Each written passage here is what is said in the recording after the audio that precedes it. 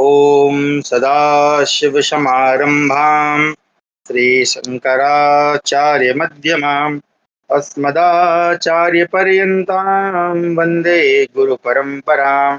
ध्येयं सदा परिभवग्नमभीष्टदोहं तीर्थास्पदं शिवविरिञ्चिनुतं शरण्यं भृत्यार्थिहं प्रणतपालभवाब्धिपोतं वन्दे महापुरुष ते चरणारविन्दं। वाक्यकारं वररुचिं भाष्यकारं पतञ्जलिं पाणिनिं सूत्रकारं च प्रणतोऽस्मि मुनित्रयं। नमस्ते शारदे देवी काश्मीरपुरवासिनी त्वामहं प्रणौमि नित्यं विद्याबुद्धिश्च देहि मे। गुरुर्ब्रह्मा गुरुर्विष्णुः गुरुर्देवो महेश्वरः गुरुः साक्षात् परब्रह्म तस्मै श्री गुरवे नमः। आप ही का स्वागत है आज की हमारी संस्कृत अध्ययन की कक्षा में। हालांकि अनिच्छा पूर्वक हमारे 2-3 दिन के जो है अवकाश हो गए, लेकिन क्या करें, कुछ ऐसी मजबूरियां हो जाती हैं, इसलिए क्षमा प्रार्थी हूँ। इसके पहले की जो कक्षा थी उसमें हमने जो शेष कुछ प्रत्यय थे उनके विषय में जाना था और साथ में हमने जो प्रश्नवाचक शब्द हैं उनके विषय में भी जाना था। जी धन्यवाद। तो ये नहीं पता मुझे एसएससी एग्जाम्स, तो आप सभी का धन्यवाद शुभकामनाओं के लिए। सब आप लोगों के ही आशीर्वाद है, प्रेम है। चलिए तो हम आज की कक्षा आरंभ करते हैं। तो हमने जो पुनः जितना भी सिलेबस था लगभग हमारा हो गया था प्रत्ययों वाला। अब हम पुनः संधि की ओर लौटते हैं। मैंने बहुत विचार किया कि क्या बताऊं तो मैं चाह रहा था एक बार संधि भी हम क्लियर कर लें। तो प्रश्नवाचक ने किए थे 7 प्रकार के जो ककार पढ़ाए थे ना, कथम कुत्र कथा, ये पढ़ाया तो था आपको। आप संभवतः नहीं थी क्या उस कक्षा में?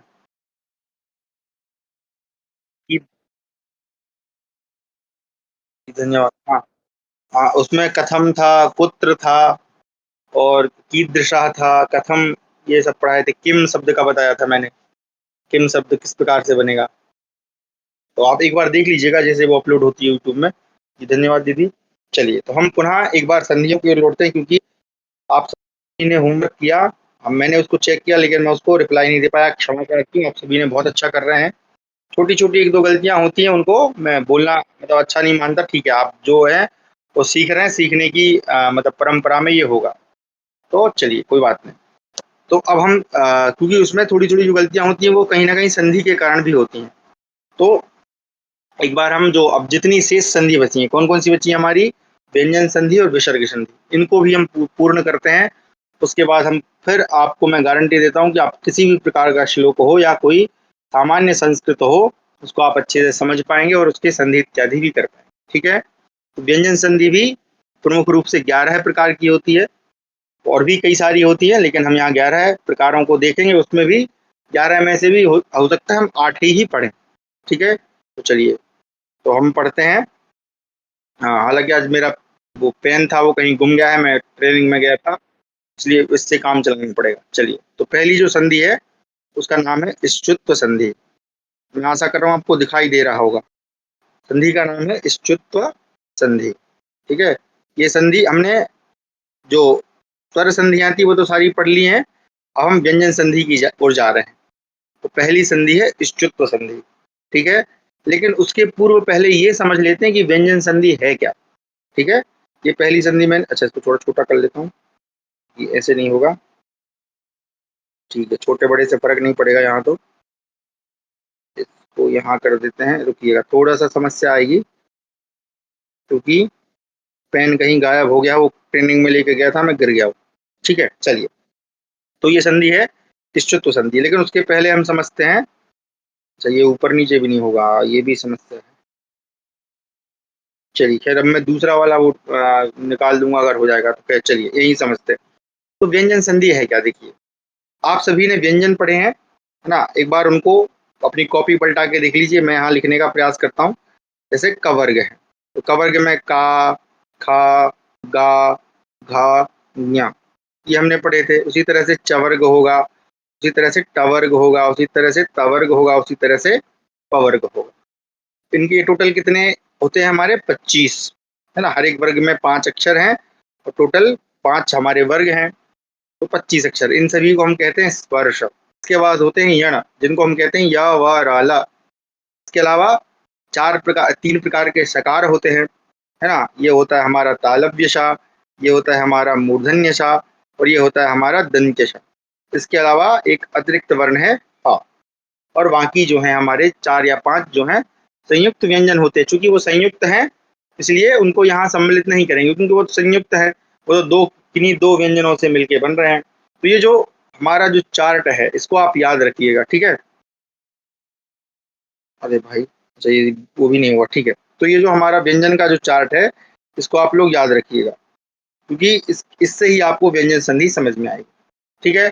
तो व्यंजन संधि क्या होती है एक बार देख लेते हैं। तो एक उदाहरण मिलता है हमें, वाक प्लस ईश, ठीक है। तो जैसा कि हम हमेशा सीखते आए हैं, संधि हमेशा 2 पदों में होती है, प्रथम पद और द्वितीय पद। तो संधि कहाँ होगी? प्रथम पद के अंतिम वर्ण में और दूसरे पद के प्रथम वर्ण में, ध्यान रखिएगा, ठीक है। तो यहाँ अगर हम देखें, जो पहला पद है हमारा वो है वाक। पहला पद क्या है हमारा? वाक, ये है। तो दूसरा पद है ईश।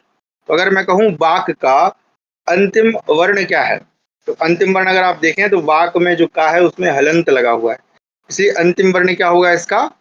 का होगा।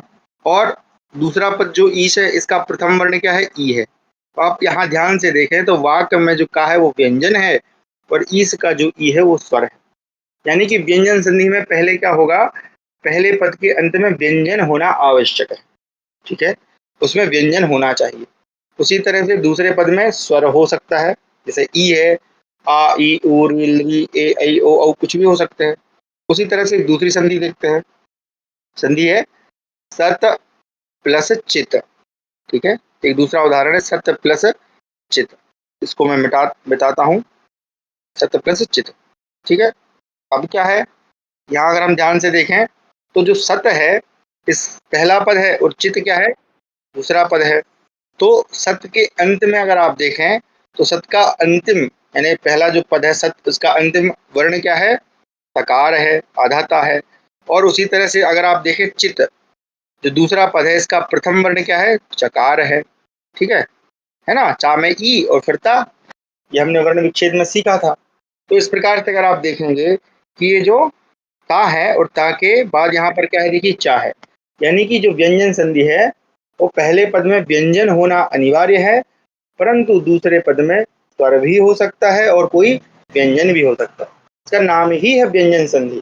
लेकिन स्वर संधि में क्या था कि दोनों ही स्थानों पर, पहले पद में भी, मान लेते हैं हम, एक सेकेंड, तो उसकी आदत है तो ठीक नहीं हो रही, चलिए।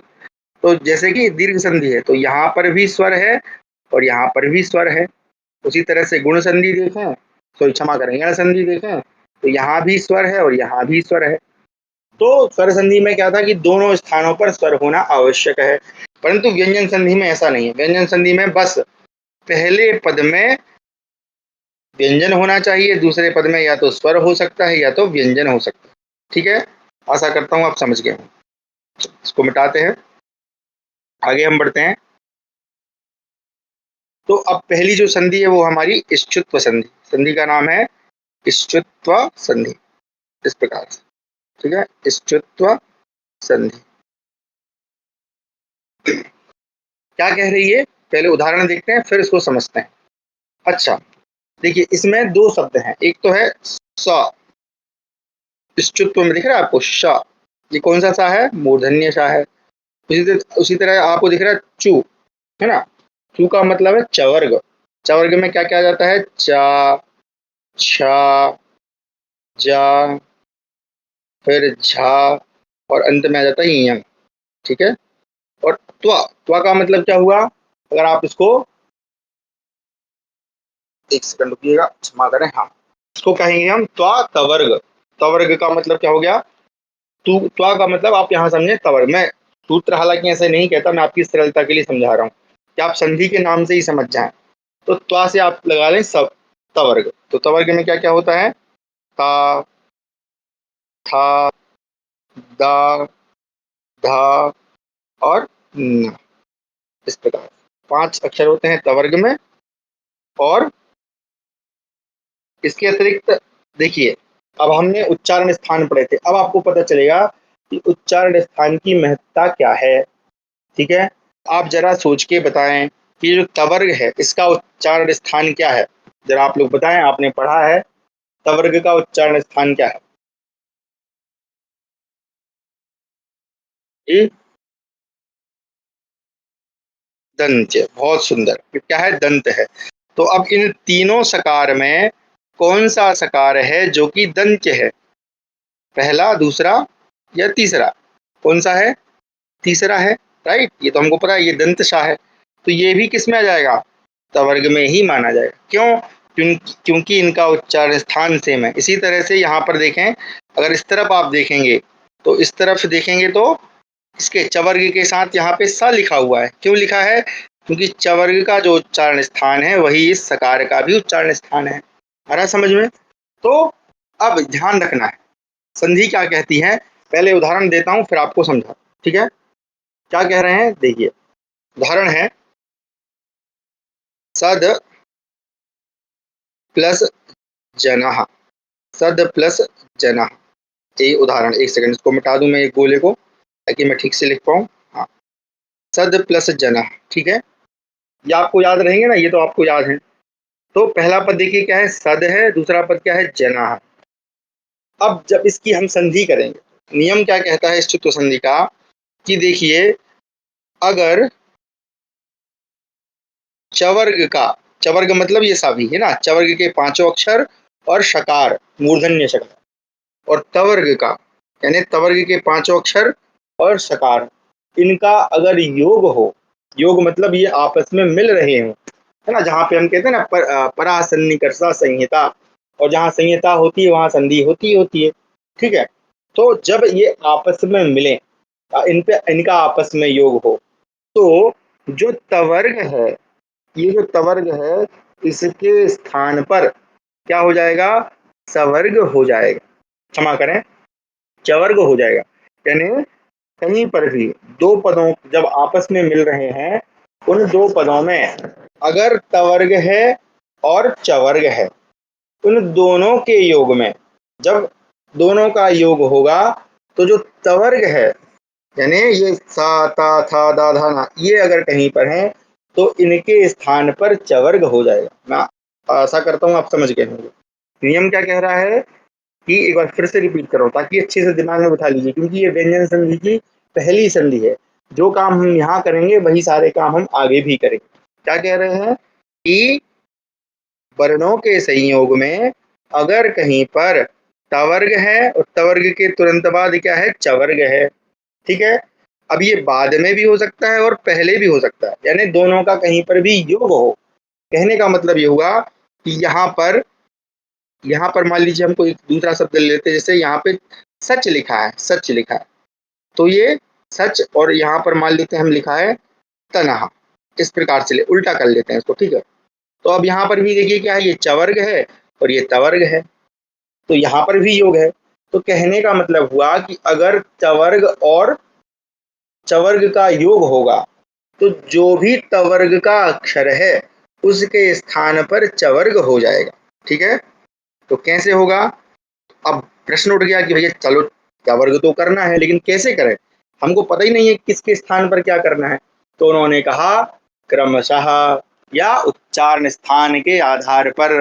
अब आप देखें, आभ्यंतर प्रयत्न और बाह्य प्रयत्न यहाँ पर आएंगे, यानी कि जो चा का आभ्यंतर होगा वही ता का भी होगा, जो छा का होगा या अल्प प्राण महाप्राण, याद करिए, है ना।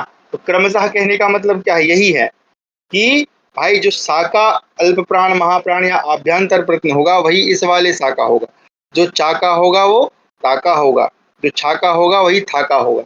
इसलिए कह रहे हैं क्रमशः, यानी कि अगर कहीं पर किसी पद में कहीं पर भी अगर तवर्ग में ता है तो ता के स्थान पर कौन सा आदेश होगा? चा होगा। अगर था है तो था के स्थान पर कौन सा आदेश होगा? छा होगा। अगर दा है तो दा के स्थान पर कौन सा आदेश होगा? जा होगा। अगर धा है तो धा के स्थान पर कौन सा आदेश होगा? झा होगा। अगर ना है तो ना के स्थान पर कौन सा आदेश होगा? या होगा, क्योंकि ना का भी नासिका है और यहाँ भी नासिका है ना। ये तालु तो है ही लेकिन नासिका भी है साथ में।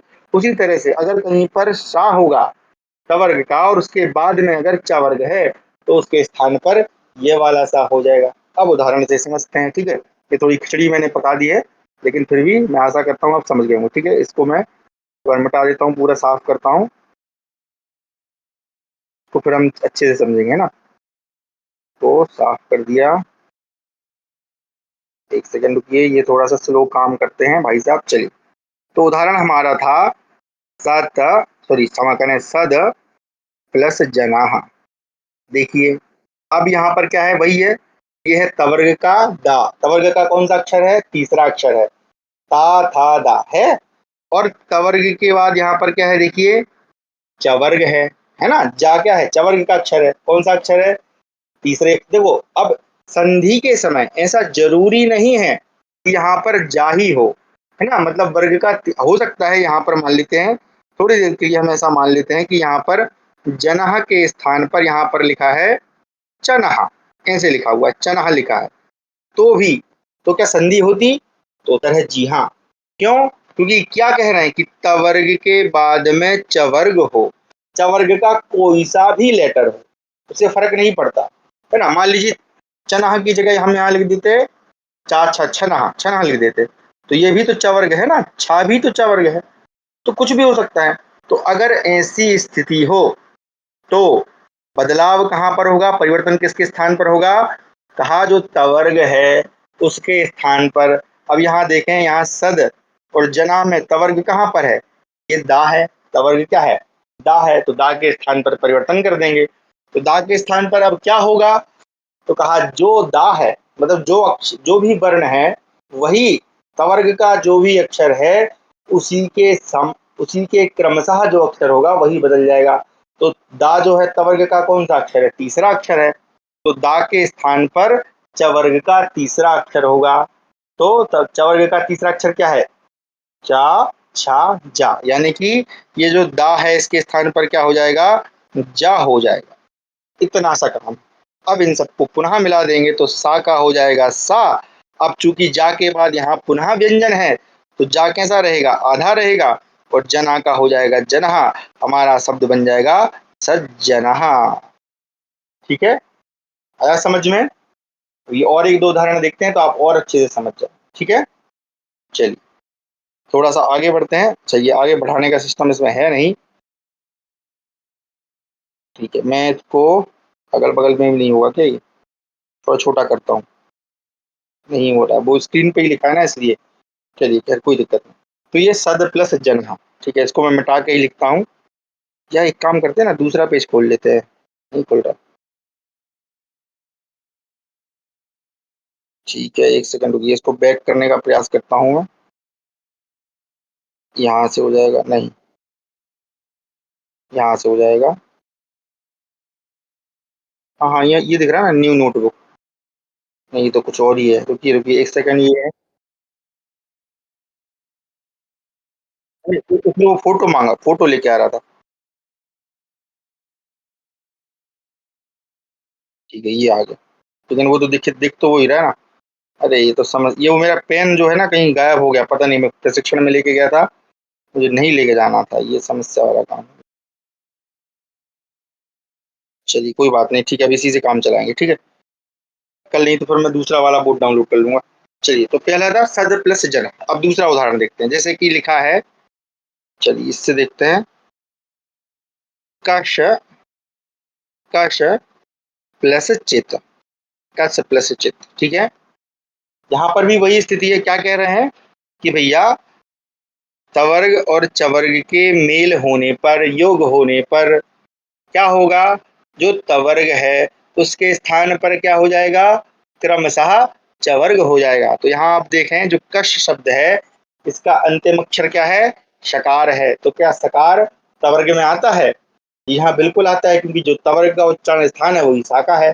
ठीक है, और देखिए दूसरा पद क्या है। हाँ, ध्यान ये रखना है कि बाद में चवर्ग होना चाहिए, या तो बाद में होगा या तो पहले। देखो स्थिति क्या होगी, या तो पहले यहाँ पे चवर्ग होगा और बाद में तवर्ग होगा, तो भी ऐसा ही होगा। परिवर्तन कहाँ होगा, केवल तवर्ग के स्थान पर होगा, ठीक है। या फिर पहले तवर्ग होगा और बाद में जो है चवर्ग होगा, ठीक है, इस प्रकार से। तो क्या कह रहे हैं कि भैया जो तवर्ग है, इस अगर इसके बाद में चवर्ग हो, मैं बाद में इसलिए बोल रहा हूँ क्योंकि बाद में लिखा है, पहले वाला कोई उदाहरण आएगा तो पहले वाला भी दे दूंगा, ठीक है। तो क्या कह रहे हैं कि जो तवर्ग के बाद में अगर चवर्ग हो तो उसके स्थान पर क्या हो जाएगा, चवर्ग हो जाएगा। तो यहाँ देखें ये सा है, सा, अब चूंकि सा जो है क्या है, तवर्ग है, तवर्ग के स्थान पर कौन सा वाला हो जाएगा, चवर्ग वाला सा। तो सा के स्थान पर हम कर देंगे शा, और इन सबको पुनः मिला, बस केवल एक ही अक्षर में बदलाव, बाद वाले में कुछ भी बदलाव नहीं होता, इसलिए क्या हो जाएगा, का रहेगा का, चूंकि सा के बाद यहाँ व्यंजन है तो सा रहेगा आधा और चित का रहेगा चित, क्या हो जाएगा, कश्चित बन गया, कश्चित। इसी तरह से दूसरा एक उदाहरण देते हैं, देखते हैं, ठीक है। चलिए, जैसे कि लिखा है, हाँ ये तो हो गया, हाँ चलो ये आपको अच्छे से समझ में आएगा। उदाहरण है उत प्लस चारणम, उत प्लस चारणम। ये आप तो इसी को जानते ही हैं, ये क्या है, उत उपसर्ग है, उत क्या है, उपसर्ग है ना हमने पढ़ा, उत उद सु उद अभिप्रति उच्चारणम, सॉरी चारणम की जगह मैंने चारण में ही हलंत लगा दिया, क्षमा करें, उसको थोड़ा सा सही लिख देता हूँ, नहीं तो अशुद्ध लिखा जाएगा वो, चारणम, उत प्लस चारण। क्या कह रहे हैं, तवर्ग के बाद यदि चवर्ग हो, तवर्ग के बाद यदि चवर्ग हो तो क्या होगा, जो तवर्ग है उसके स्थान पर चवर्ग हो जाएगा। कैसे होगा, कहा क्रमशः। तो यहाँ देखिए ये जो ता है वो कौन सा लेटर है, तवर्ग का पहला लेटर है, चूंकि पहला अक्षर है इसलिए इसके स्थान पर भी चवर्ग का पहला लेटर ही होगा। तो चवर्ग का पहला लेटर क्या है, चा है, तो ता के स्थान पर क्या होगा, चा होगा।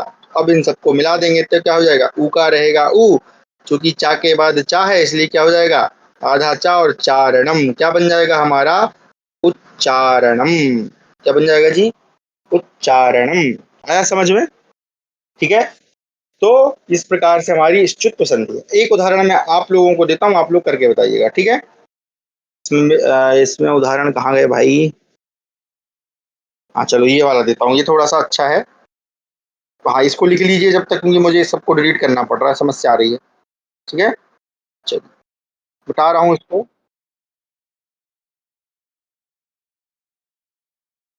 आगे पीछे करने में समस्या आएगी, ठीक है। चलिए, तो उदाहरण है आपका, अरे कहाँ गया भाई, बृहद, बृहद, इस प्रकार से बृहद प्लस झरा, बृहद प्लस झरा, झरा बोलते हैं झरने को संस्कृत में, बृहद का मतलब होता है बड़ा। इसको जरा बना के दिखाइए आप लोग, क्या बनेगा, गंध प्लक्षति, हाँ गंध में हलंत लगा दीजिए, हलंत होगा, नहीं तो गंध लिखेंगे तो गंध में आ है ना, तो वो तो स्वर संधि की तरफ इशारा करेगा, तो संधि नहीं होगी। इसका बनाए जरा बृहद प्लस झरा। तो मैं उदाहरण निकालने का प्रयास करता हूँ, अगर उदाहरण मिलते हैं तो। ये उदाहरण मिल नहीं रहे हैं, इसमें थे बहुत सारे, मैंने सेव किए थे, पता नहीं कहाँ चले गए भाई।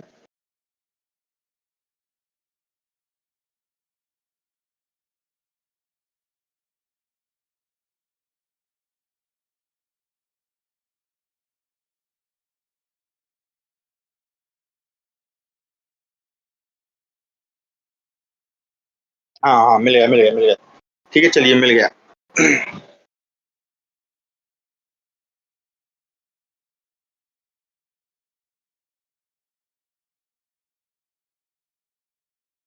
बहुत बढ़िया कुलदीप जी, क्या बात है, बहुत सुंदर। क्या बन जाएगा, बृहज्जरा, क्या हो जाएगा, बृहज्जरा। कैसे कि ये जो दा है इसके स्थान, क्योंकि ये तवर्ग है और ये क्या है, चवर्ग है, तो जब तवर्ग और चवर्ग का मेल होगा तो बदलाव कहाँ होगा, केवल तवर्ग में होगा, केवल परिवर्तन कहाँ होगा, केवल तवर्ग के स्थान पर होगा।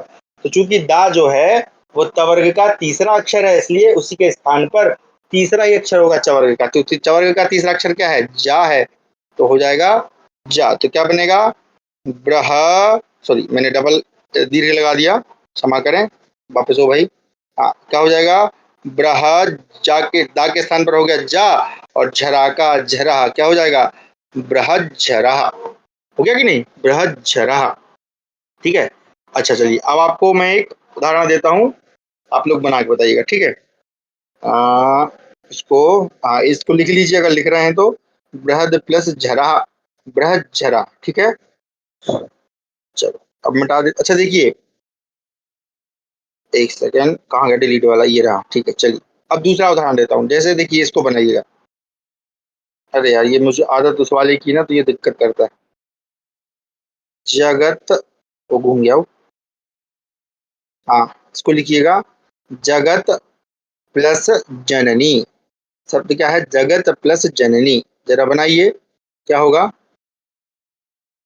परंतु झरना उर्दू का शब्द नहीं।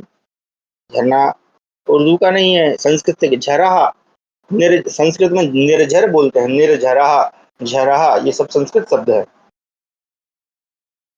इसी से गया होगा झरना तो कह सकते हैं, परंतु अपभ्रंत होके या क्या बोलते हैं उसको, तत्सम या तद्भव होके गया होगा, तो तो हो सकता है।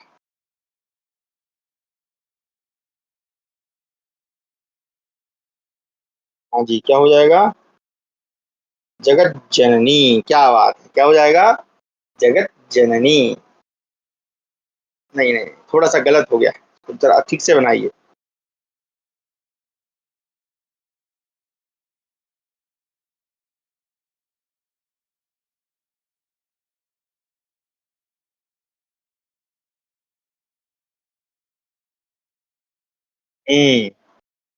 अब थोड़ा सही जा रहे हैं।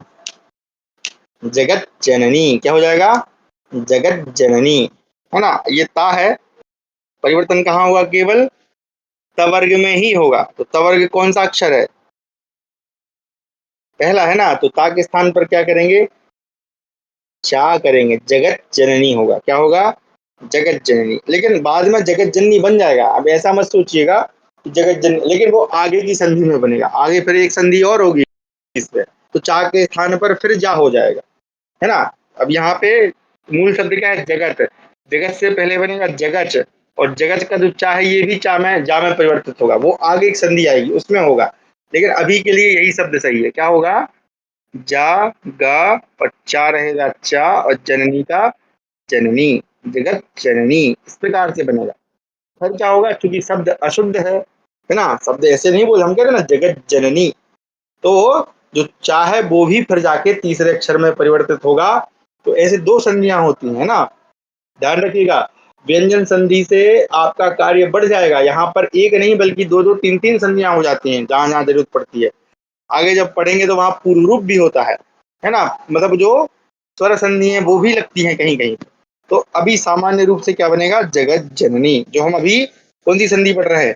शुत्व संधि पढ़ रहे हैं। फिर आगे हम पढ़ेंगे जस्त संधि, तो वहां फिर आप चाका जा बना के फिर इसको बना लेंगे, ठीक है? चलिए, बहुत बढ़िया। अच्छा, मैं इसको मिटाता हूँ, एक उदाहरण और देता हूँ, ठीक है? चलिए, इसको बनाइएगा जरा। अब मैं, अरे भाई चाक क्यों बन गया? हाँ, देखिए, जगत, जगत प्लस छाया, इसको बनाइए जरा। जगत प्लस छाया, ठीक है? जगत प्लस छाया, ये ता हलंत है ना?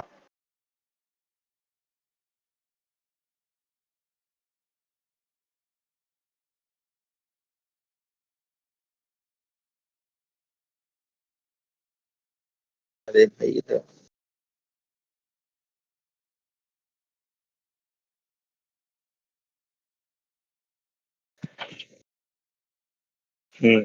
क्या हो जाएगा?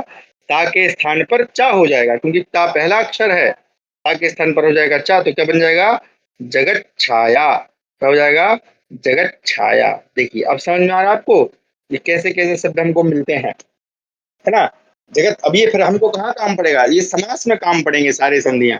जब हम समास विग्रह करेंगे तो हमको पता तो होना चाहिए कि जगत जो एक्चुअल में ये जगत है, ये क्या है? जगत है। क्योंकि अब इसका देखो, अब इसका विग्रह, सॉरी क्षमा करें, विच्छेद कैसे करना है?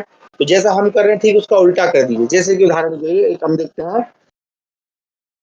एक सेकंड रुकिएगा।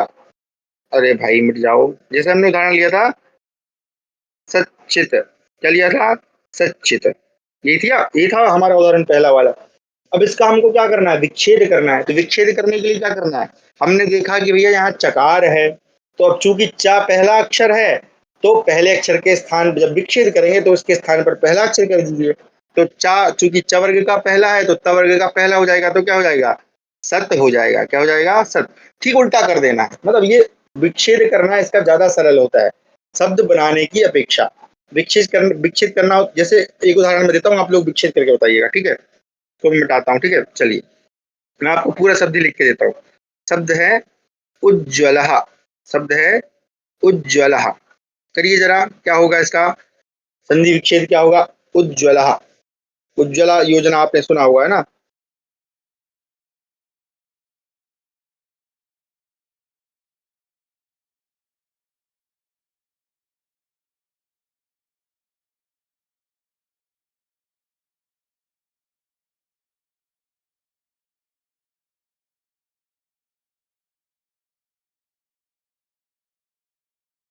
हाँ।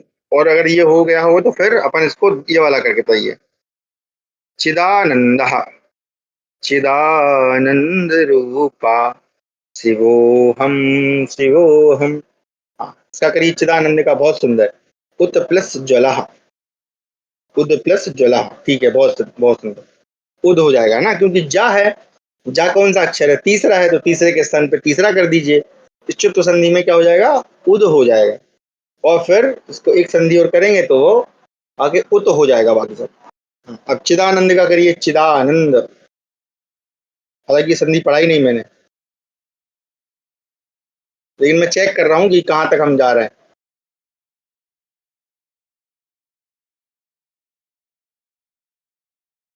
अच्छा, मैंने पहले ही बता दिया क्या? चित्त प्लस आनंद। हाँ भाई, कैसे हो जाएगा? अभी तो बाद में स्वर आ गया ना। चित्त प्लस ना, स्वर कहाँ से आ गया? स्वर तो हमने पढ़ा ही नहीं ना। इश्चुत संधि कब होगी? जब बाद में चवर्ग होगा। हाँ जी। मैंने हालांकि इसका जो सीक्रेट है पहले रिवील कर दिया था, है ना? खैर चलिए, वो गलती हो गई। मुझे बताना नहीं था, तो फिर आप बनाए। देखो, बना तो आप लोगे, लेकिन ये इश्चुत संधि नहीं है ना? चित्त प्लस आनंद सही है, परंतु ये इश्चुत संधि नहीं है। क्यों? क्योंकि बाद में स्वर है। चित्त प्लस आ क्या है? स्वर है। खैर चलिए, तो आप सभी लोग, मैं आशा करता हूँ जो इश्चित, हाँ ये भी आगे जो चित्त प्लस आनंद वाली संधि हम आगे पढ़ेंगे। खैर चलिए, ठीक है। तो ये हमारी थी इश्चित संधि, यानी इसका क्या अर्थ है कि जहां पर भी तवर्ग और चवर्ग आपस में मिलेंगे, ठीक है, तो जो तवर्ग है उसके स्थान पर चवर्ग हो जाएगा। एक थोड़ा कठिन उदाहरण देता हूँ, ठीक है? इसको बना के दिखाइएगा जरा, देखते हैं कितने लोग बनाते हैं। रुकिएगा, कहाँ गया वो? अरे यार, ये समस्या वाला काम है, इसको रुकिएगा। मैं सोच रहा था दो खुल जाते तो अच्छा रहता, लेकिन अब बैक करना पड़ेगा। खैर चलिए, साथ साथ में करें। चलिए, इसका जरा बनाइएगा, थोड़ा कठिन है, देखते हैं कितने लोग बनाते हैं।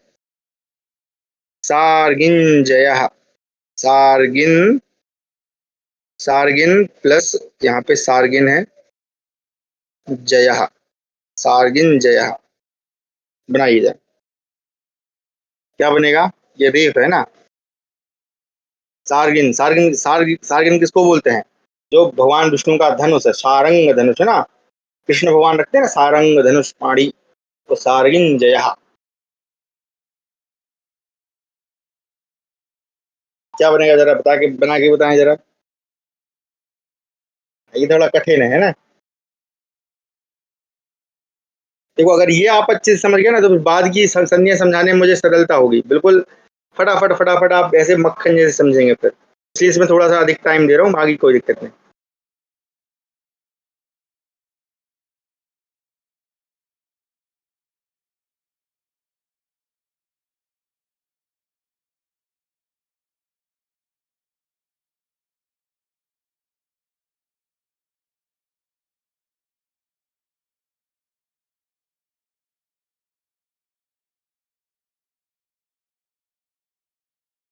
क्या बात है, बहुत सुंदर। दिल प्रसन्न कर दिया आपने। आप टाइपिंग कर पाए, देखो। मुझे ये तो पता है कि आप लोग लिख, आपका संधि सही है, तो आप समझ गए कि संधि हो क्या, कैसे होना है। लेकिन टाइप करना संस्कृत में बड़ा कठिन काम है। अभी मैं ट्रेनिंग देने गया था, है ना, ये संस्कृत की थी, ठीक है। और दो हमारे एक कार्यक्रम चलता है तेजस्वी करके, तो उसमें दोनों में एमटी हूँ मैं, मतलब मास्टर ट्रेनर हूँ। तो जो विषय ट्रेनिंग होती है उसमें संस्कृत के शिक्षक हैं, सोचिए, वो शिक्षकों को संस्कृत टाइप करना नहीं आता, बड़ा मुश्किल। एक सेशन मैंने इसी का लिया कि टाइप कैसे करना है उनको, क्योंकि बहुत सारे लोग जो है टेक्नो फ्रेंडली नहीं होते हैं, खास करके जो हमारी मतलब महिलाएं हैं हमारे यहाँ, वो अब उनकी उम्र बहुत ज़्यादा है, 40 45 50 के आसपास है, कुछ तो रिटायरमेंट के एज पर हैं। अब वो कह रहे हैं कि सर हम कैसे सीखेंगे, तो मैं उनको ये बोला कि अगर आप नहीं सीखोगे टाइप करना तो संस्कृत का कंटेंट कैसे तैयार होगा। क्या बात है, बहुत बढ़िया, बहुत सुंदर। तार्गिन जया क्या हो जाएगा, जो नकार है ये वर्ग का कौन सा अक्षर है, पांचवा अक्षर है, इसलिए ना के स्थान पर भी च वर्ग का कौन सा अक्षर होगा, पांचवा अक्षर होगा, यहाँ होगा, तो बनेगा सार्गिन, सॉरी क्षमा करें, ज्ञा, इस प्रकार से ज्ञा, और उसमें ज्ञा सार्गिन ज्ञा और जया, सार्गिन जया, जिसने सार्गिन को जीत लिया है भगवान विष्णु। कुंदच्छ कुंदच्छदति, चलो इसको इसी को बना लेते हैं, चलिए अब रानू जी ने उदाहरण दिया है, इसी को बनाते हैं, ठीक है। कुंध, धा को हम हलंत कर देते हैं, कुंध छदति, जरा बनाए आप लोग, जरा क्या बनेगा। हालांकि मुझे इस प्रकार का शब्द है, ऐसा होता है, मुझे स्मरण नहीं है, कुंध का कोई अर्थ मुझे याद नहीं आ रहा है। छदति तो चलो समझ में आता है, छदति छाने के अर्थ में होती, छद धातु से, क्या बनेगा जरा बना के दिखाएं। कुंध छदति, रानू जी प्रयास बहुत अच्छा कर रहे हैं आप, बहुत सुंदर।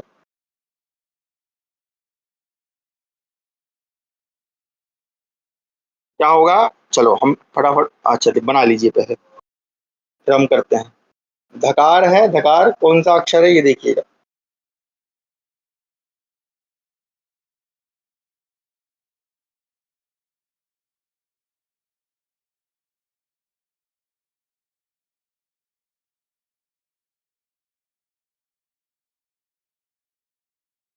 हाँ क्या बात, बहुत सुंदर, क्या हो जाएगा, कु, धकार कौन सा है, ता था दा ध, चौथा अक्षर है, तो चौथे अक्षर के स्थान पे चौथा अक्षर करेंगे, तो चा छा जा झा, क्या हो जाएगा, कुंज, कुंज। अब झा आधा कैसे लिखेंगे, है ना तो इस प्रकार से तो थोड़ा लिखना कठिन है, इसलिए मैं कह रहा था शब्द बनेगा नहीं। और झा को आधा कैसे लिखेंगे, छदती, ऐसे, कुंधत छदती, या हलंती ही लगाना पड़ेगा, तो लिखना ही गलत हो जाएगा, इस प्रकार से कुंजत छदती, कुंजत छदती, तो बोलते भी नहीं बनेगा, ठीक है, कुंजत छदती, हाँ हलंत लगा देंगे तो ज्यादा बेटर, क्योंकि झा आधा कैसे लिखेंगे आप, कुंजत छदती, चलिए ठीक है। तो इस प्रकार से हमारा, ये हमारी इष्टत्व संधि थी। चलिए अगली संधि की ओर बढ़ते हैं, ये भी इष्टत्व संधि की ही बहन हम कह सकते हैं, कुंजत जदती, वो तो ई जैसे दिख रहा है ना फिर, हाँ अच्छा हाँ हाँ, क्या बात, सुनील जी ने लिख दिया, क्या बात है, बहुत सुंदर, कुंजत जदती, कुंजत जदती, वो नहीं आ रहा है मेरे को। ठीक है, धदती छा होना था ना, छदती लिखा है उन्होंने।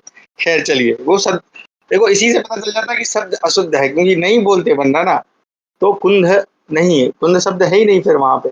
खैर चलिए, तो आगे हम पढ़ते हैं इष्टत्व संधि, संधि का नाम क्या है, अरे भाई ये पूरा हाथ लग जाता है ना तो फिसल जाता है। इष्टत्व संधि, संधि का नाम है इष्टत्व, जैसे इष्टत्व है वैसे ही इष्टत्व है, अंतर कुछ नहीं है, बस वहां पे क्या था, चवर्ग था, यहाँ पर क्या हो जाएगा, टवर्ग हो जाएगा, यानी कि अगर तवर्ग के बाद टवर्ग, टवर्ग यानी टा, ठा, सॉरी उल्टा लिख दिया मैंने, टा, ठा, डा, ढ और अणा, ये वाले शब्द हों, और सा मैंने लिख दिया पहले मूर्धन्य शकार, क्योंकि मूर्धा स्थान है, तो टवर्ग के स्थान पर क्रमशः क्या आदेश हो जाएगा, टवर्ग हो जाएगा, यानी कि अगर टवर्ग के बाद टवर्ग हो, अभी क्या था, चवर्ग था, तो चवर्ग था तो चवर्ग हो रहा था, अब टवर्ग है तो क्या हो जाएगा, टवर्ग हो जाएगा, इसी को इष्टत्व संधि कहते हैं। सीधा उदाहरण पे चलते हैं, या आपको मैं बनाने को दे देता हूँ, ठीक है, पहले बनाने को देता हूँ, फिर उसके बाद आप लोगों को समझाऊंगा जहां समझ में नहीं आएगा, ठीक है। क्या करना है, अब टवर्ग के स्थान पर टवर्ग कर देना है, यानी जहां पर टवर्ग होगा, है ना, तवर्ग के स्थान पर क्या हो जाएगा, टवर्ग हो जाएगा। उदाहरण है तत् प्लस टीका, बनाइए जरा। टीका हम कहते हैं, जैसे कोई ग्रंथ होता है ना, तो ग्रंथ पे हम जो शॉर्ट में लिखते हैं, है ना, एक हम कह सकते हैं उसको छोटा सा लघु भाष्य कह सकते हैं, हालांकि भाष्य टीका नहीं होती है, टीका मतलब एक समालोचनात्मक टाइप की व्याख्या, ठीक है। टीका उस प्रकार का अर्थ है टीका लिखना कि वो कितना उचित है, कितना सही है ना। जैसे मल्लीनाथ जी ने लिखी है कालिदास जी पर, क्या हो जाएगा, बहुत सुंदर, क्या हो जाएगा, ता। अब ता के स्थान देखो, अब क्या नियम है, ता के बाद यदि टवर्ग हो तो तवर्ग के स्थान पर उसी टवर्ग का क्रमशः, तो जैसे तवर्ग का पहला अक्षर क्या है, टा है, सॉरी ता है। टवर्ग का पहला अक्षर क्या है, टा है, तो ता के स्थान पर यहाँ क्या हो जाएगा, टा हो जाएगा। तो क्या हो जाएगा, टीका, टीका, इस प्रकार से, यानी उसकी टीका, वह टीका, तत् मतलब वह, टीका मतलब टीका, ठीक है, तट टीका, बहुत सुंदर, है ना। चलिए, अब तो आप बना ही लेंगे। एक और मैं उदाहरण देता हूँ, देखिए, चलिए ठीक है, आप लोग बना के बताइएगा ना। उदाहरण है रामश, रामश प्लस षष्ठ, रामश षष्ठ, बनाइए जरा, क्या बनेगा,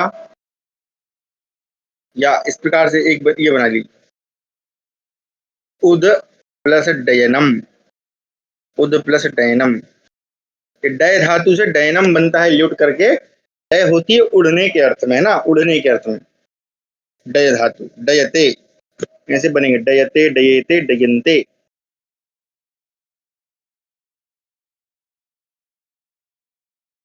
हाँ, ये इसमें अच्छा उदाहरण मिला। ये जरा दोनों का बना के बताया, मैं फटाफट पानी पी लेता हूँ तब तक, फिर आपको एक अच्छा उदाहरण दूंगा, है ना, इसमें एक अच्छा उदाहरण मिल गया है।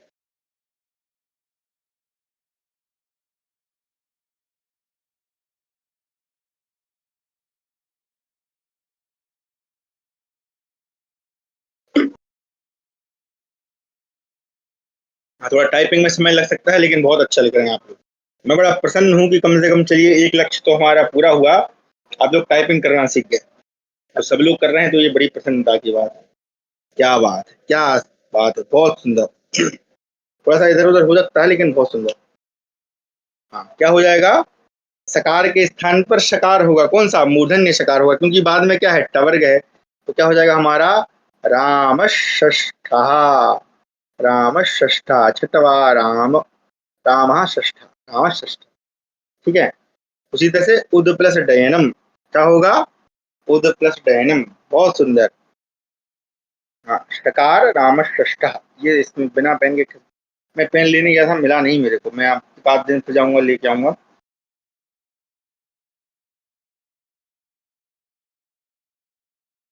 क्या हो जाएगा, इसको राम राम षष्ठा को मिटा दें, तो मिटा देते हैं, ठीक है, क्या हो जाएगा।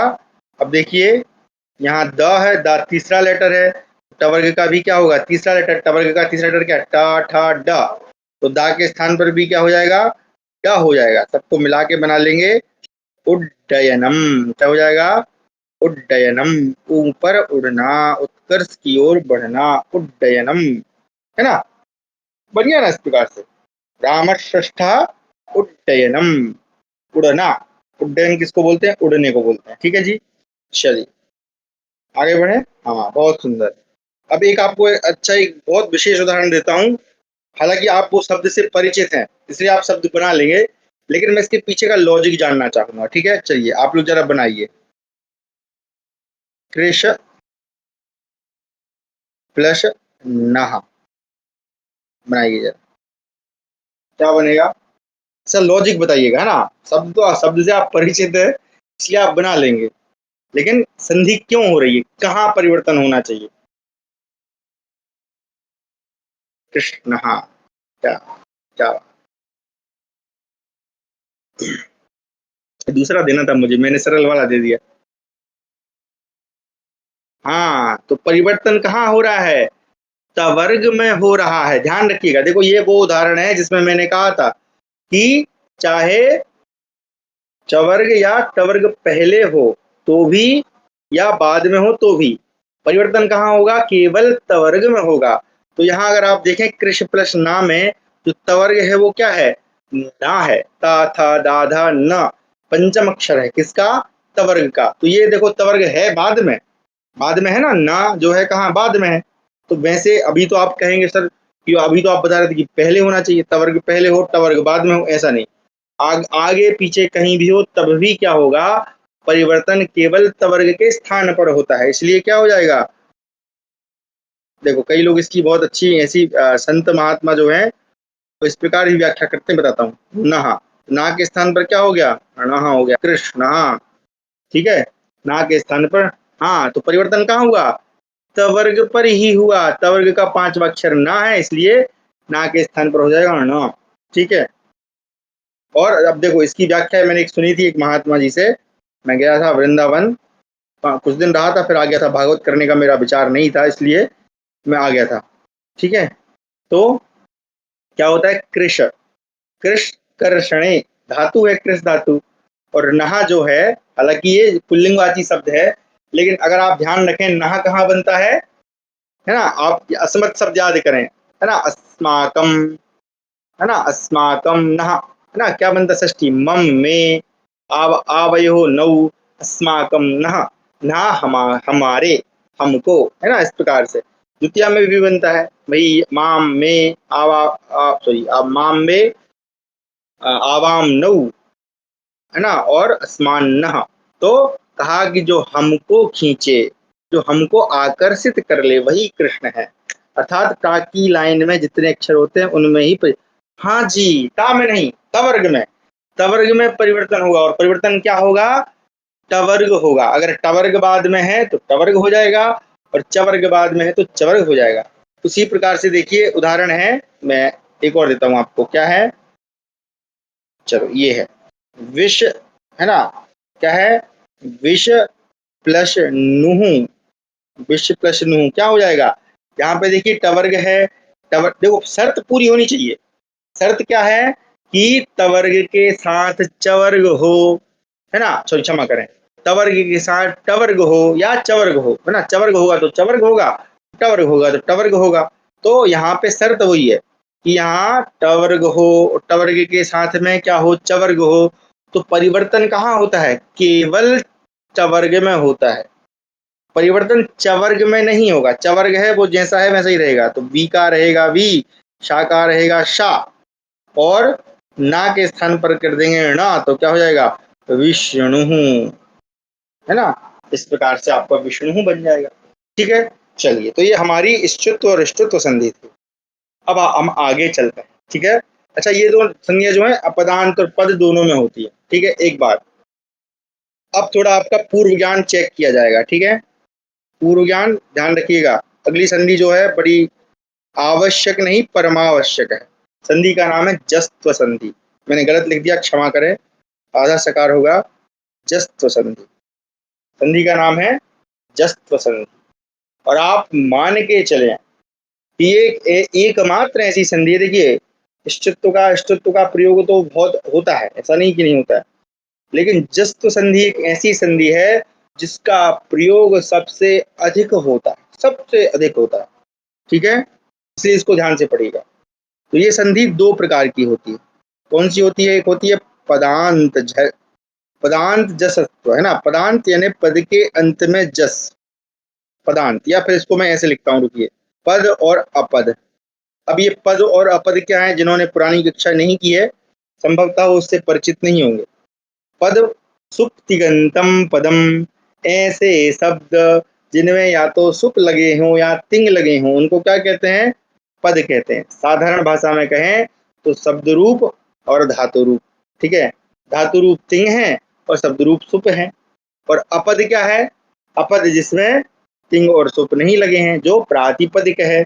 अभी हमने कारक पढ़े थे, वहां प्रातिपदिक की संख्या आपको संज्ञा बताई थी आपको, जिसमें लिंग परिमाण और वचन मात्र हो, उसको ये सॉरी मात्रा के अर्थ में प्रातिपदिक होता है, तो उसको कहते हैं अपद, ठीक है, पद और अपद। तो ये दो प्रकार की संधि होती है, जस्तु संधि, और ये सबसे अधिक होती है, आप अभी पढ़ोगे तो आप सही समझ जाओगे, लेकिन इसका जो सूत्र है झलाम जसोन्ते, ठीक है, क्या कह रहे हैं, अब ध्यान से सुनिएगा, एक सेकंड, कहाँ गया भाई, आ जाओ, झलाम, झलाम झलों के, है ना, षष्ठी विभक्ति, झल जशः अन्ते, अन्ते जशः, तो ऐसे समझे, ठीक है। कहा कि झल के स्थान पर क्या होता है, जस होता है, ठीक है, झल के स्थान पर क्या होता है, जस होता है। कब, बाद में कोई भी व्यंजन हो या अथवा स्वर हो, ठीक है, स्वर भी हो सकता है और व्यंजन भी हो सकता है, कोई सा भी व्यंजन हो सकता है, कोई सा भी व्यंजन, कोई सा भी स्वर। लेकिन मुझे थोड़ा सा याद नहीं आ रहा है ये झल क्या है और जस क्या है। जरा आप लोग स्मरण कराएं कि ये झल जो है वो क्या है और इसमें कौन कौन से वर्ण आते हैं, तब आपको मैं पढ़ाऊंगा अच्छे से, नहीं तो काम गड़बड़ है फिर।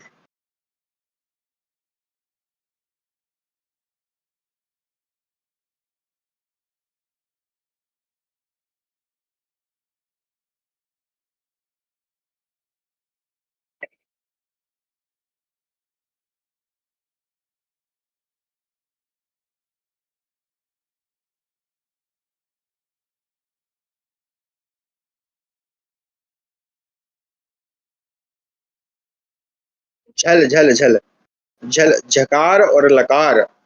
झल क्या है ये, मैं थोड़ा सा भूल जाता हूँ, मेरी स्मरण शक्ति कमजोर है। देखिए जब तक आपको ये नहीं आएगा पढ़ाने का कोई मतलब, यही पूछना। नहीं चल नहीं पूछा मैंने, पूछा झल। झल क्या है, एक मिनट लिख देता हूँ।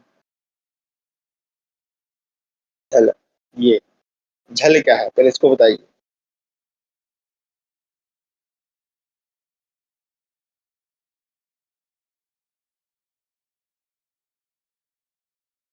जस्ट तो आप बता देंगे, झल थोड़ा कठिन है।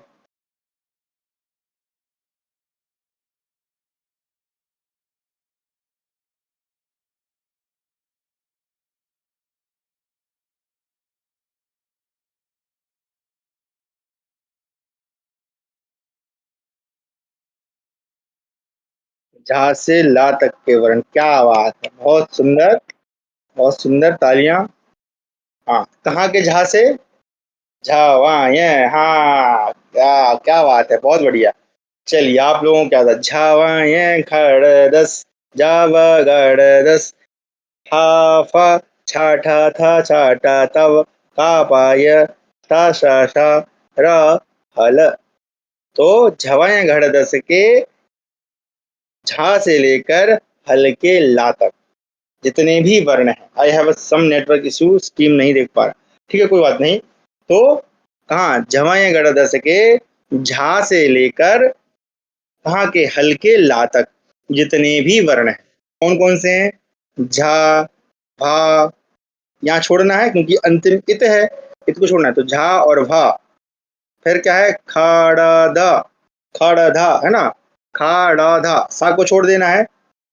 फिर जावगढ़, तो दा को है ना, जावगढ़ सा को फिर छोड़ देना है, तो जावगढ़ दा। उसके बाद खा फा छा ठा था, ठीक है, और खा फा छटत छट तव, तो चाटा चाटा, ता को रखना है। फिर कापा, या को हटाना है, कापा, और शा शा शा, रा को छोड़ देना है, हल्का केवल हा लेना। हो गया झल। क्या मतलब हुआ कि हर एक वर्ग का पहला, दूसरा, तीसरा और चौथा, यही है ना सारे, और शा, जैसे चवर्ग की बात करेंगे, ठीक है। देखो इसको समझिएगा अच्छे से क्योंकि इसका प्रयोग बहुत अधिक होता है, मैं इसको यहाँ लिखने का प्रयास करता हूँ, ठीक है। क्या क्या हो गया, हर एक वर्ग का पहला, दूसरा, तीसरा और चौथा, है ना, ये हो गया सारे लेटर। पा फा बा भा इसमें ही है, का खा गा घा इसमें ही है, टा ठा डा ढा इसमें ही है, और ता था दा धा इसमें ही है। और तीनों प्रकार के सकार, तो जो पहला सकार है वो किस वर्ग में आ जाता है, जैसे मान लेते हैं हम लिखते हैं यहाँ पे, ठीक है, मैं इसको मिटा रहा हूँ, ठीक है, एक सेकंड। कवर्ग है, फिर आगे बाद आता है चवर्ग, फिर टवर्ग, फिर तवर्ग और पवर्ग, ठीक है। अब जो सकार हैं वो कहाँ जाएंगे, तो देखिए इचु ऐसा नाम तालु, तो तालु में कौन सा आ गया, ये वाला सा, यानी चवर्ग प्लस ये वाला सा। टवर्ग में कौन सा आ गया, मूर्धन्य सा, अभी थोड़ी देर पहले पढ़ा हमने। और तवर्ग में कौन सा आ गया, दंती सा, हो गया था। और क्या बचा, हा, हा कहाँ भेज देंगे, का के साथ, क्यों भेज देंगे, क्योंकि अकोह विसर्जनीया नाम कंठा, कवर्ग का उच्चारण स्थान और अकार का और हकार का उच्चारण स्थान क्या है, कंठ है। याद करिए, अब आपको याद आ रहा होगा कि वो सब हमने क्यों पढ़ा था, ये वो पढ़ना जरूरी था, वो सब यहाँ काम आते हैं व्यंजन संधि में। और ये एक ऐसी संधि है अभी आप देखोगे, कहोगे गुरुजी हमने ये शब्द तो हजारों बार देखे, ठीक है, क्योंकि यही सारे शब्द हैं, इन्हीं से सारी संधि का निर्माण हो रहा है, ठीक है।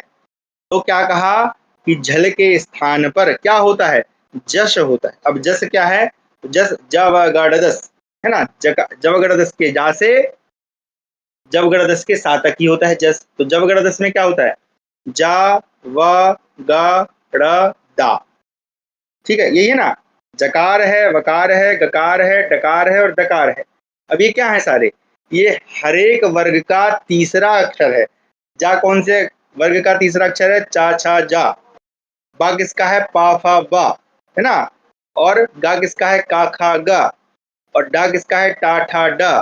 और दा किसका है, ता था दा। यानी कि हर एक वर्ग के पहले, दूसरे, तीसरे, चौथे लेटर के बाद और शा शा शा हा, इनके बाद में अब इसमें छूट क्या गया, देखिए ध्यान से समझिएगा, छूट क्या गया इसमें, हर एक वर्ग का पांचवा अक्षर छूट गया और यण का य र ल व छूट गया, छूट गया ना, बाकी सारे आ गए। एक काम करते हैं, इसको हम, एक नियम है एल, उससे समझते हैं, ठीक है। मैं इसको मिटा के पहले चार्ट बनाता हूँ, ठीक है। चार्ट कौन सा, व्यंजन चार्ट, का खा गा, मैं उल्टा फटाफट बना रहा हूँ, थोड़ा राइटिंग पे ध्यान मत दीजिएगा। अच्छा, आपका थोड़ा सा वो हो जाएगा, क्या बोलते हैं, पूर्वाभ्यास। छ जा झा न्या टा ठा डा, इसको बनाना जरूरी था कि अब समझ में आए। टा ठा डा ढा णा ता था दा धा, सॉरी धा ना, है ना। इसको मैं जल्दी जल्दी लिख रहा हूँ ताकि समझ में आए ना। अरे भाई कहाँ गया वो, हाँ हाँ हाँ हाँ, पूरी मेहनत बर्बाद कर दी किसी ने। अब एक काम करूँ, कल से मैं चार्ट लेके रखूंगा, या फिर 1 मिनट सर्च कर लूँ क्या, रुकिए। अगर रुकिएगा, अगर होता है तो फिर यहीं से सर्च करता हूँ, 1 मिनट रुकिएगा, है ना। कहाँ गया क्रोम भाई साहब, इधर आओ तुम, अभी सर्च करते हैं, ठीक है। रुकिएगा, एक अगर मिल जाता है तो वो अपना काम आसान हो जाएगा। संस्कृत वर्णमाला, ठीक है, अगर मिल जाता है तो बहुत अच्छी बात। इमेजेस, 1 सेकंड रुकिएगा ना, बस अब भी 1 मिनट लगेगा, हम डाउनलोड ही कर लेते हैं इसको। ये रहा, नहीं ये वाली नहीं चाहिए अपन को, कौन सी, हाँ ये वाली, ठीक है, ये वाली काम की, इसको अपन डाउनलोड करते हैं। डाउनलोड हो गई, चलिए, है ना। उसमें लगाने का प्रयास करते हैं, अगर दिख जाए तो। पिक्चर्स, आ जाओ भाई, ठीक है।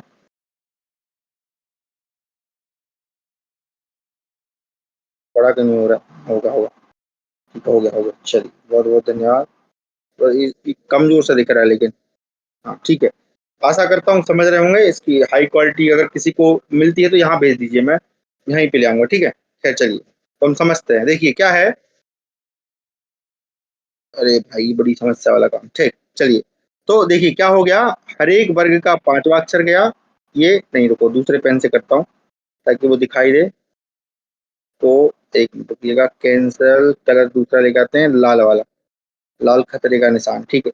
तो देखिए इसमें क्या हुआ, जस्तु संधि में हर एक वर्ग का पांचवा लेटर गया और साथ में देखिए या रा ला वा, ये तो ये देखिए एल बन गया कि नहीं, एल, उल्टा एल, है ना।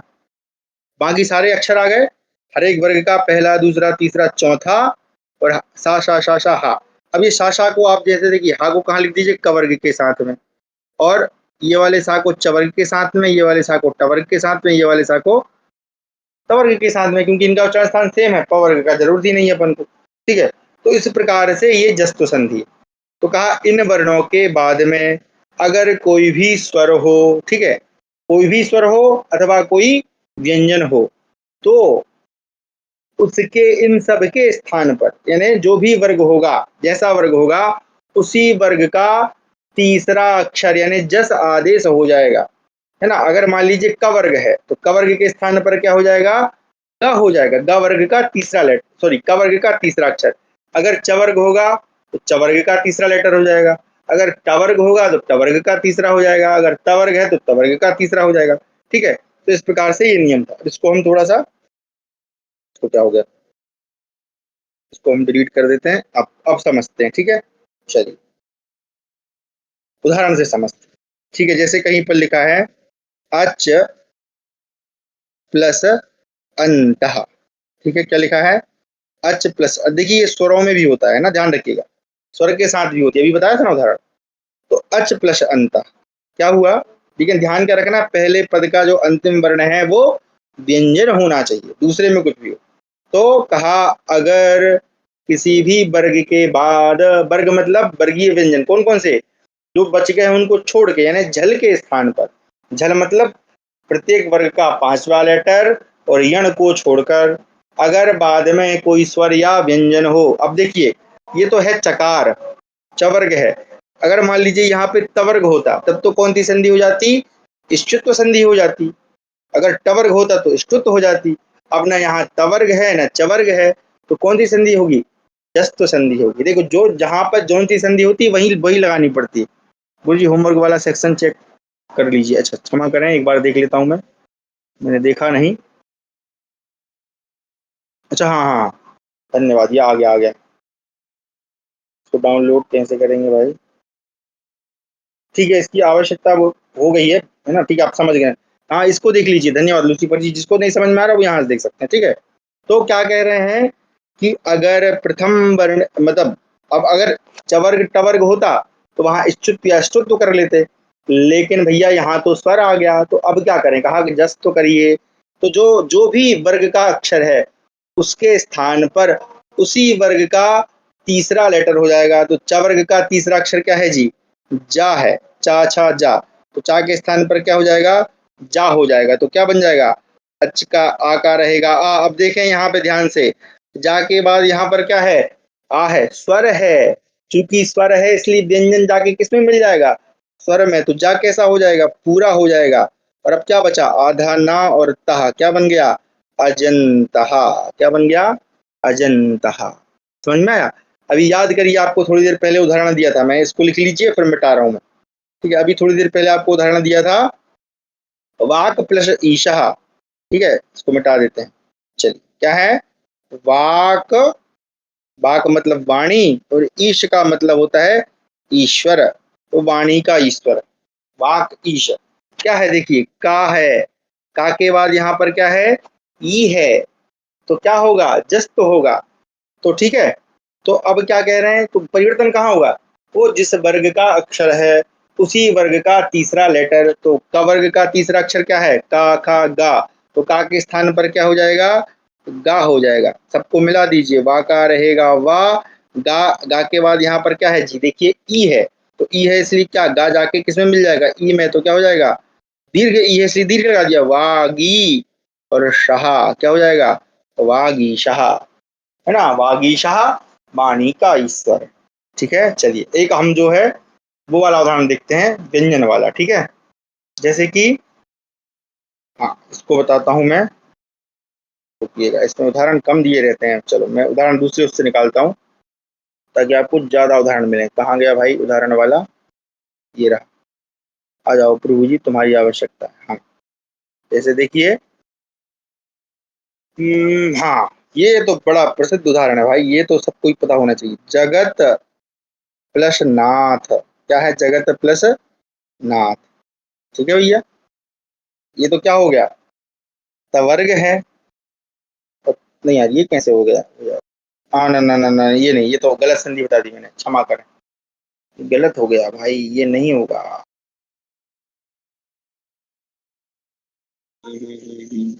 यहाँ से ठीक है, यहाँ से समझते हैं। वो गलत होता, वो अनुस्वर संधि का उदाहरण है क्या? चलिए हाँ, ये बनेगा, ये अच्छा बनेगा। टट, अरे भाई मिट जाओ, गड़बड़ कर रहे हैं।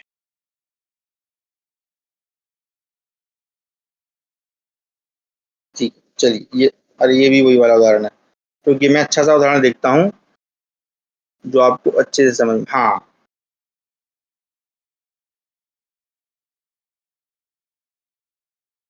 ये भी सब उदाहरण वही वाले हैं। हाँ ये मिल गया मिल गया। चलिए भागवत, क्या है? भागवत, और प्लस क्या है? गीता। ठीक है, क्या है? भागवत प्लस गीता, इसको समझते हैं। ठीक है, ये मतलब मैं व्यंजन वाला उदाहरण है, बाकी मेरे पास उदाहरणों की लाइन है, आपको भी दूंगा करने को। अच्छा, मैं यहाँ पहले वापस करता हूँ विद्यार्थी चैट में। ठीक है, क्या है भाई, तो वही प्रथम पद का अंतिम वर्ण और दूसरे पद का प्रथम वर्ण क्या है। अभी देखो यहाँ अगर चकार या चवर्ग या टवर्ग होता तो इष्टुत्व या अष्टुत्व हो जाती, लेकिन ना यहाँ पे चवर्ग है न टवर्ग है, यहाँ तो कवर्ग है। अब कौन सी संधि करेंगे, कहा इष्टुत्व जस तो करिए। तो अब देखिए परिवर्तन कहाँ होगा, पहले पद का जो वर्ण है वो जिस भी वर्ग का है, तो ये जो ता है वो किस वर्ग का है, तवर्ग का है, और उसी वर्ग का क्या हो जाएगा, तीसरा अक्षर हो जाएगा, यानी जस हो जाएगा ना। जस इसलिए बोलते हैं कि झल के स्थान पे जस हो रहा है, तो क्या हो जाएगा, जस हो जाएगा। तो तवर्ग का तीसरा अक्षर क्या है जी, दा है। अब इनको मिला दीजिए तो क्या हो जाएगा, भगव, और अब दा आधा और गा आधा, तो किस प्रकार से लिखते हैं, दा ऐसा लिखते हैं और गा उसमें जोड़ देते हैं, है ना। याद करिए हमने सीखा था, ये हमारे क्या बोलते हैं एंक्वायर गॉड जी ने ये भेजा था, है ना, भेजा था ना भैया, किस प्रकार से संयुक्त अक्षर लिखे जाते हैं। तो क्या हो जाएगा, भगवद गीता। एक्चुअल में क्या है, वो भगवत गीता है। भगवत जो शब्द है, जैसे भवत शब्द आपने पढ़ा था, भवत शब्द के रूप कैसे चलते हैं, भवत, भवान, भवन्तौ, भवन्तः। उसी तरह से भगवत का क्या बनेगा, भगवान, भगवन्तौ, भगवन्तः, है ना। जैसे हमने सत्री प्रत्यय बनाया था ना, पठ प्लस सत्री पठत, तो रूप क्या बना था, पठन, पठन्ति, पठन्तः। सॉरी, पठन, पठन पुल्लिंग में, पठन्ति स्त्रीलिंग में, और नपुंसकलिंग में पठत, उसके जब रूप चलाएंगे तो पठन, पठन्तौ, पठन्तः। इस तरह भगवान, भगवन्तौ, भगवन्ता। तो भगवान शब्द कहाँ से बनता है, भगवत शब्द से बनता है, भगवत गीता, भगवान की गीता। ठीक है, उसी तरह से देखिए उदाहरण है और देखता हूं मैं। हाँ चलो, इसको लिख लिया, मिटा देते हैं। अब आपको मैं 2-3 उदाहरण देता हूँ, आप लोग बना के दिखाइएगा। ठीक है, जैसे ये वाला तो बड़ा सरल है, सत प्लस गति ही, बनाइए जरा, सत प्लस गति ही। मैं बोल ही रहा हूँ तो ये बोल ही देता हूँ मैं। ठीक है, उत प्लस आहरण, उत प्लस आहरण, बनाइए जरा, क्या बनेगा, उत प्लस आहरण। ठीक है, हाँ बहुत सारे हैं से। देखिए और भी अगर मैं अच्छे अच्छे मिलते हैं तो देखता हूँ। ठीक है,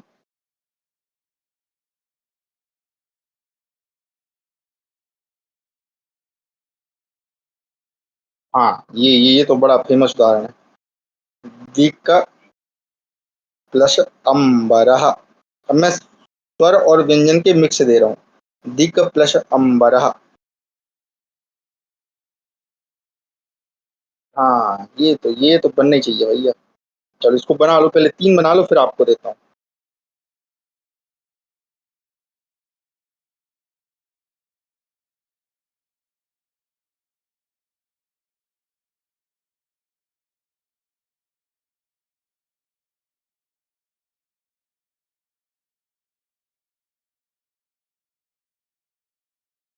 सत्य प्लस गति, उत प्लस आहरण, और दिक प्लस अंबर।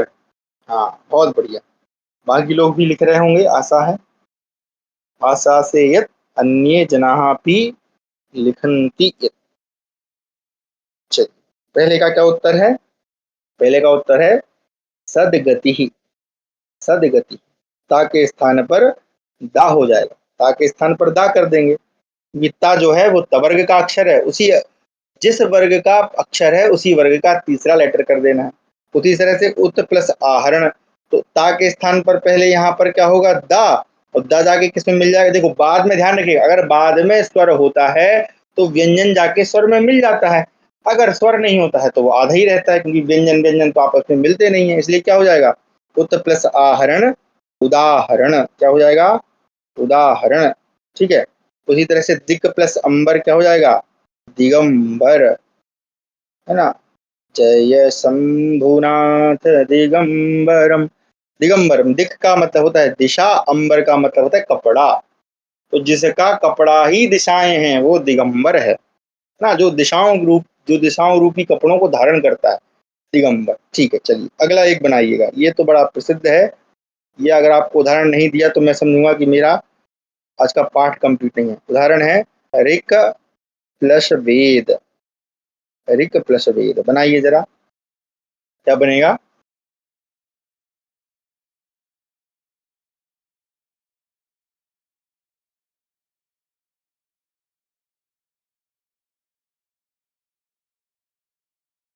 हाँ, छोड़ छोड़ छोड़, धन्यवाद धन्यवाद, वो जल्दी जल्दी में लिखना लिख दिया मैंने।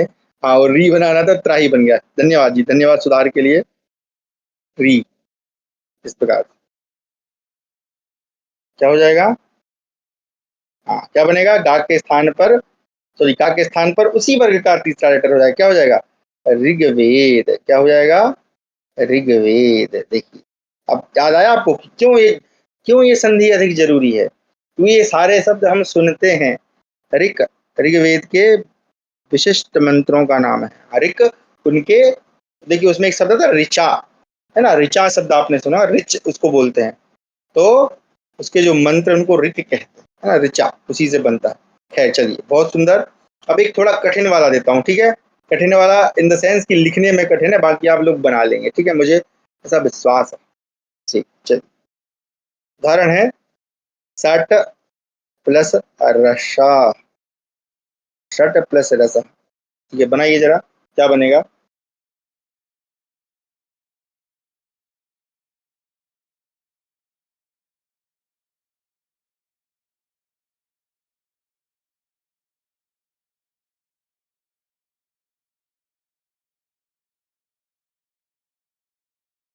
तुरंत लगाना भूल गए आप।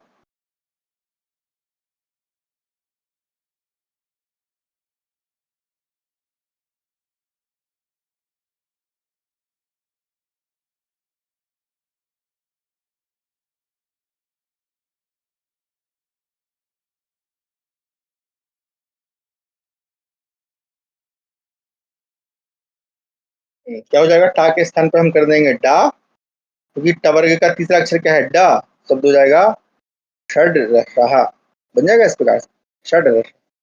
ठीक है, बहुत सुंदर। अगर इसी को संयुक्त करके लिखना हो तो किस प्रकार से लिखाएगा? सा का रहेगा सा, यहाँ डा के बाद क्या है देखिए? र है, तो इस प्रकार से रा को नीचे रेख लगा के लिख देंगे षड रसा, इस प्रकार से भी बोल सकते हैं। हाँ कुलदीप जी, क्या बात है!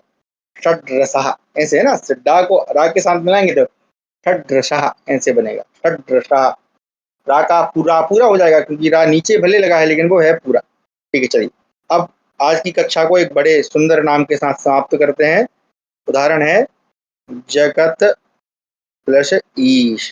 क्या बनेगा? जरा बना के दिखाइए। इसी के साथ हम आज की कक्षा को विराम देंगे। आपके लिए जो होमवर्क है वो ये है कि आप अभी तक आपने जो भी प्रत्याहार या शब्द रूप या धातु रूपों का स्मरण नहीं किया है, एक बार अब आपको ये संधि पढ़ने के बाद लग रहा होगा कि मुझे एक बार देख लेना चाहिए, तो आप लोग वो देख कर आएंगे, क्योंकि आगे और भी आवश्यकता पड़ेगी। क्योंकि अभी हम सामान्य नियम पढ़ रहे हैं, अब विशिष्ट नियम आएंगे जहां पर अपवाद लगेगा, तो अपवाद में आवश्यकता होती है। जी हाँ, क्या होता है? ताके स्थान पर दा हो जाएगा, बन जाएगा जगदीश। जगदीश, है ना? दा के बाद दा जो है किसमें मिल जाएगा? ई में, तो हो जाएगा जगदीश। तो ईश्वर के नाम से जो जगत के ईश हैं, कक्षा को विराम देते हैं। आपका गृह कार्य यही है कि जो जो पढ़ा है उसको रिपीट करिए, और अगर आपको लगता है कि मुझे ऐसे कुछ संधियों का और अभ्यास करना है, तो आप अभ्यास स्वयं से कर सकते हैं, ढूंढ के हमारे ग्रंथों में ऐसे लिखें। देखिए, इनका विच्छेद करना बहुत सरल होता है, इसलिए मैं विच्छेद पर विशेष ध्यान नहीं दे रहा हूँ। क्यों? विच्छेद क्या करना है? विच्छेद ठीक उल्टा कर देना है। जैसे आपने अभी क्या करा, वर्ग का तीसरा लेटर किया, विच्छेद करेंगे तो उसके स्थान पर उसी का उल्टा कर दीजिएगा। ठीक है, चलिए। तो किसी का कोई विशेष प्रश्न है तो सादर आमंत्रित है, अन्यथा कक्षा को यहीं विराम देते हैं। और कल मैं इसमें दूसरा वाला डाउनलोड कर लूंगा। मेरा पेन कहीं गुम गया है, पता नहीं, मैंने एक सर को दिया था चलाने के लिए टैबलेट, और उन्होंने इधर उधर कर दिया, तो उनकी गलती नहीं है बेचारों की। जी,